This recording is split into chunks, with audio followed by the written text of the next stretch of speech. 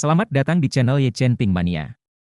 Naga tak terkalahkan bab 6815 sampai bab 6817. Terima kasih kepada semuanya yang sudah like dan subscribe. Semoga selalu diberikan kesehatan dan kesuksesan. Naga tak terkalahkan bab 6815.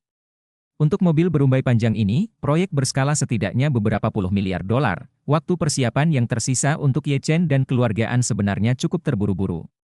Meskipun konferensi akan segera diadakan, banyak detail yang masih perlu dikomunikasikan dan disempurnakan, bahkan beberapa perubahan dan penyesuaian sementara pun tidak menutup kemungkinan. Setelah Ye Chen menghabiskan pagi hari bersama semua orang untuk menyelesaikan semua detail yang dapat dia pikirkan saat ini, dia tinggal di istana Buckingham untuk makan siang bersama kakek dan kakeknya. Istrinya Xiao Churan mengendarai mobilnya sendiri ketika dia keluar di jalan pagi hari, jadi Ye Chen tidak perlu menjemputnya. Dia hanya perlu menunggunya di istana Buckingham. Saat Ye Chen masih makan siang bersama keluarganya, lokasi peluncuran sudah mulai mengizinkan para insinyur dari media untuk masuk lebih awal untuk menyiapkan peralatan mereka. Kali ini, meski banyak reporter media yang hadir, namun staf istana Buckingham tetap melakukan rencana respon metodis dengan baik. Setiap media memiliki kursi dan posisi mesin eksklusifnya sendiri. Kursi disediakan untuk reporter, posisi mesin adalah disediakan untuk fotografer. Selain itu, tetapi juga membuka sejumlah kamar hotel yang digunakan sebagai media untuk melakukan pekerjaan di belakang layar. Beberapa pemandu di belakang layar dapat diperintahkan dari jarak jauh di sini untuk mengajukan pertanyaan dari reporter, perintah dari fotografer bagaimana cara menggerakkan kamera, kepada siapa harus memfokuskan kamera. Jadi pada siang hari, staf yang bertanggung jawab atas peralatan dan jalur pembuatan film sudah mulai masuk dan menyiapkan peralatan mereka di posisi kamera yang telah ditentukan.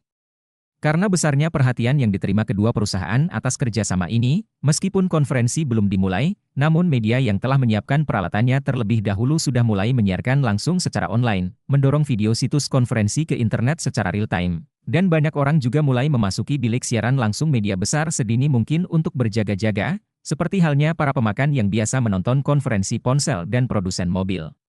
Bahkan Wu Feiyan, yang berada jauh di belahan bumi selatan dekat kutub, juga sangat memperhatikan kerja sama antara kedua keluarga ini. Saat ini, dia berada di depan layar besar, mengikuti adegan peluncuran ini.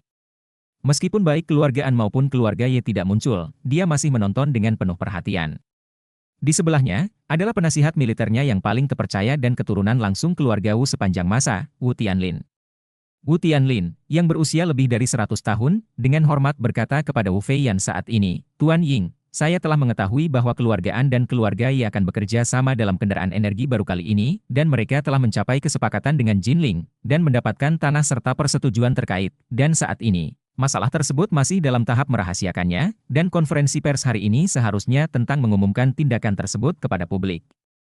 Wu Feiyan mengangguk, dengan ekspresi dingin, berkata, "Keluargaan dan keluarga Ye bahkan bergabung lagi. Ini adalah sesuatu yang benar-benar tidak saya duga, kedua keluarga ini selalu terputus, saya tidak menyangka bahwa ini putuskan sambungan akan hilang ketika mereka mengatakan itu hilang."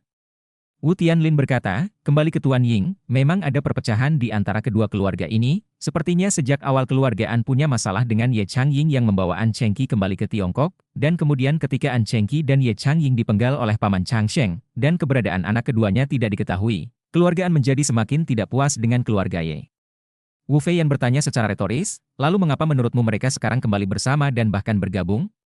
Wu Tianlin berkata, "Kembali ke Tuan Ying, menurut pendapat bawahan saya, bukanlah hal yang aneh jika kedua keluarga ini bergabung karena 3 alasan. Pertama, keluargaan lolos dari beberapa upaya pemusnahan. Hati mereka pasti menderita kerugian besar. Mereka mungkin tinggi dan perkasa di masa lalu, tapi sekarang mereka berpikir bahwa mereka pasti jauh lebih rendah hati, dan ketika menghadapi hal keluarga, mereka tidak boleh terlalu suka memerintah dan bersikap berlebihan seperti sebelumnya." Terima kasih masih menyimak channel Ye Chen Ping Mania, Naga tak terkalahkan bab 6816. Kedua, mereka telah mengalami beberapa krisis pemusnahan dan ada orang-orang misterius yang diam-diam membantu mereka, jadi mungkin mereka sudah lama mengetahui keadaan tersembunyi saat itu, dan mengetahui bahwa kematian An Chengqi dan Ye Changliang bukan karena keluarga Ye, yang juga akan memberi keluargaan banyak ruang untuk memoderasi sikap mereka terhadap keluarga Ye. Ketiga, keluargaan pasti sangat takut padamu saat ini, itulah sebabnya mereka memindahkan keluarganya ke Tiongkok, dan bahkan menginvestasikan sejumlah besar uang di Tiongkok dengan imbalan pengakuan dan perlindungan resmi, karena mereka sudah mulai membuat tata letak jangka panjang di Tiongkok, yang berarti mereka akan menggunakan Tiongkok sebagai pangkalan di masa depan, jadi mereka terikat untuk mengkonsolidasikan keselamatan dan keamanan pangkalan mereka semaksimal mungkin. Dan sudah menjadi sifat manusia untuk menunjukkan niat baik pada saat seperti keluarga Ye. Menunjukkan niat baik juga merupakan sifat manusia. Pada saat ini, memiliki satu teman lagi jauh lebih baik daripada memiliki satu musuh lagi. Wu Feiyan dengan lembut mengangguk dan tidak menyelidiki masalah ini lebih dalam. Menurut pendapatnya, apakah itu keluargaan atau keluarga Ye, itu bukanlah yang paling penting. Yang paling penting adalah orang misterius di balik keluargaan harus ketahuan, dialah yang menjadi bahaya besar bagi hatinya. Pada saat ini, dalam siaran langsung lokasi konferensi, tiba-tiba terdengar suara latar belakang siaran, tolong teman-teman media mulai masuk, hitungan mundur 1 jam sebelum konferensi dimulai. Wu Feiyan menatap layar video dan bergumam pada dirinya sendiri, seorang Chengqi pasti ada di suatu tempat sekarang, menonton rekaman siaran langsung yang sama, dan dia seharusnya sangat lega melihat keluarga ibunya dan ayah mertuanya kembali bersama. Wu Tianlin berkata, Tuan Ying, karena Anda selalu percaya bahwa An Chengqi masih hidup, mungkinkah kali ini, kerjasama antara keluarga An dan keluarga Ye diam-diam dilakukan oleh An Chengqi? Tidak. Wu Feiyan berkata dengan tegas, seorang Chengqi adalah talenta hebat yang langka di dunia saat ini, jika dia masih hidup, dia pasti dapat membedakan antara pro dan kontra, dia telah bertahan selama 20 tahun, dan tidak akan pernah kehilangan akal sehatnya saat ini. Berbicara di sini, Wu Feiyan berkata dengan ekspresi khawatir, yang paling saya khawatirkan sekarang, adalah apakah dia dan orang misterius itu memiliki hubungan, jika tidak ada hubungan, jika ada, maka itu agak rumit. Wu Tianlin buru-buru berkata, Tuan Ying, bawahanku merasa bahwa sekarang kita telah memasuki masa hibernasi secara keseluruhan, orang misterius itu mungkin tidak tahu cara melihat hal yang baik, mungkin dia sekarang diam-diam merencanakan, ingin menemukan sebuah kesempatan untuk terus meletakkan tangannya pada kita. Kediaman tentara kita yang tewas yang tersebar di seluruh dunia kemungkinan besar akan menjadi sasaran serangan berikutnya, jika kita dapat mengantisipasi target berikutnya, dan terlebih dahulu membiarkan ketiga tetua agung itu pergi dan menyergap, kita mungkin bisa melakukan semuanya sekaligus. Wu Feiyan mengerutkan kening. Clearance Breaking Society telah membangun lusinan Deadman Quarters besar dan kecil di seluruh dunia selama berabad-abad, jadi siapa yang bisa menebak di mana target selanjutnya? Karena 4 ER Agung bukanlah lawannya, satu-satunya yang benar-benar memiliki peluang untuk mengalahkannya adalah 3 tetua agung selain aku, dan hanya ada 4 dari kita yang digabungkan, jadi paling banyak kita bisa menyergapnya di 4 kediaman, dan kemungkinan memenangkan taruhan ini kurang dari 1/10%. Wu Tianlin mendapat inspirasi dan menambahkan, Tuan Ying, bisakah kita dengan sengaja memberikan beberapa petunjuk untuk dia tangkap? Dengan mengarahkan hidungnya, dia pasti akan jatuh ke dalam perangkap kita. Wu Feiyan mengangguk dan tanpa sadar berkata, bukan ide yang buruk, tapi bagaimana kita bisa memberikan petunjuk agar tidak dicurigai olehnya? Orang ini tidak hanya berhati-hati, tetapi dia pasti telah memahami celah kita, jika tidak, dia tidak akan muncul di Eropa Utara tepat waktu untuk menyelamatkan Lin Wan Er, dan tidak dapat menemukan markas kita di Siprus. Karena musuh seperti itu, aku khawatir tidak mudah untuk memancingnya ke dalam perangkap. Terima kasih masih menyimak channel Ye Chen Ping Mania. Naga tak terkalahkan bab 6817. Wu Tianlin memikirkan sesuatu dan menyibukkan diri, dia berkata, Tuan Ying, jika dia benar-benar memahami celah kita, seiring dengan kita memasuki masa hibernasi, celah itu juga akan ditutup. Dalam hal ini, mari kita aktifkan kembali semua orang dan benda terkait dengan penangkapan Lin Wan Er serta Keresidenan Siprus dalam jangka waktu tersebut.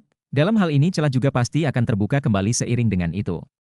Sebuah cahaya tiba-tiba muncul di mata Wu Feiyan dan dia berkata dengan acuh tak acuh, saya tiba-tiba memikirkan sebuah masalah, pertama kali kami menderita kerugian di bawah kepemimpinannya, itu seharusnya saat kami mengirim tentara kami yang mati ke New York untuk mencoba dan memusnahkan sebuah keluarga. Benar. Wu Tianlin mengangguk dan berkata, keberadaan semua tentara yang tewas saat itu tidak diketahui. Wu Feiyan menambahkan, menurut akal sehat, mustahil bagi tentara yang tewas mengetahui secara pasti dari mana mereka berasal, jadi juga tidak mungkin bagi mereka untuk membocorkan informasi tersebut kepada orang tersebut, namun orang tersebut kemudian dapat muncul di utara Eropa tepat waktu dan menyelamatkan Lin Wan Er, dan kemudian menemukan Siprus. Berbicara tentang ini, Wu Feiyan bertanya kepada Wu Tianlin, pengawal primus yang pergi untuk menangkap Lin Wan Er waktu itu dikirim ke sana dari Siprus, kan? Benar. Wu Tianlin berkata, pada saat itu, ketika intelijen datang dengan segera, Lin Wan Er sudah mengemasi barang bawaannya dan bersiap untuk meninggalkan Eropa Utara. Pada saat itu, meskipun dia ingin mengirim 4 pangeran besar ke sana, sudah terlambat untuk melakukannya, dan untuk menghindari kehilangan kesempatan berperang, barulah dia memindahkan orang-orang dari Siprus. Wu Feiyan mengerutkan kening dan bertanya kepadanya, mungkinkah pesawat yang kita gunakan untuk menurunkan prajurit dan penjaga primus yang tewas telah diberi petunjuk olehnya? Jika dia menemukan lokasi pesawat kita, maka kemanapun pesawat kita pergi, dia akan mendapatkan informasinya. Wu Tianlin langsung melebarkan matanya dan berkata begitu saja, pesawat itu, bawahannya pasti terkutuk. Bawahan sudah memikirkan siapa yang akan membocorkan informasi tersebut, kok saya tidak pernah menyangka kalau masalahnya mungkin ada di pesawat. Mengatakan demikian, Wu Tianlin menambahkan, selama periode waktu itu, pergerakan personel dan material kami semuanya dilakukan dengan menggunakan cangkang perusahaan ekspres internasional Yuantai Singapura. Jika dilihat sekarang, kemungkinan terbesarnya adalah dia mengetahui bahwa maskapai penerbangan ini berada di bawah perintah kami. Jadi melalui pesawat di bawah maskapai ini, dia menangkap setiap gerakan yang kami lakukan. Wu Feiyan mengepalkan tinjunya dan berkata dengan suara dingin, seekor angsa meninggalkan jejak, apalagi pesawat seberat 100 ton. Beraninya aku tidak memikirkan hal ini sebelumnya. Wu Tianlin sibuk berkata, Tuan Ying, Anda tidak perlu menyalahkan diri sendiri. Saya berpikir, belum terlambat untuk memperbaikinya, kita dapat memanfaatkan hibernasi ini, semua pesawat sebelumnya disegel, tidak lagi diaktifkan, untuk menghilangkan masalah di masa depan, tapi pesawat angkut cepat Yuantai, kita bisa dengan sengaja membiarkannya berjalan. Begitu mereka bergerak, pihak lain pasti akan tahu pada saat itu beberapa pesawat ini akan berada di sana bagi kita untuk memimpin pihak lain. Dengan hidung, Wu Feiyan berkata dengan wajah datar, beberapa pesawat ini dapat digunakan, tetapi mereka tidak akan pernah dapat digunakan dengan cara yang begitu sederhana dan langsung. Seluruh masyarakat Broken King telah berhibernasi, dan beberapa pesawat ini adalah satu-satunya yang memiliki. Jika kita bergerak, pihak lain pasti akan curiga bahwa ini adalah jebakan, dan jika kita tahu betul bahwa ini adalah jebakan, pihak lain tidak akan terpengaruh oleh umpan tersebut, bahkan jika kita melakukan gerakan apapun lagi. Wu Tianlin bertanya, Tuan Ying, lalu apa maksudmu? Wu Feiyan berkata, untuk membuat jebakan, kita perlu meningkatkan kredibilitas sebanyak mungkin.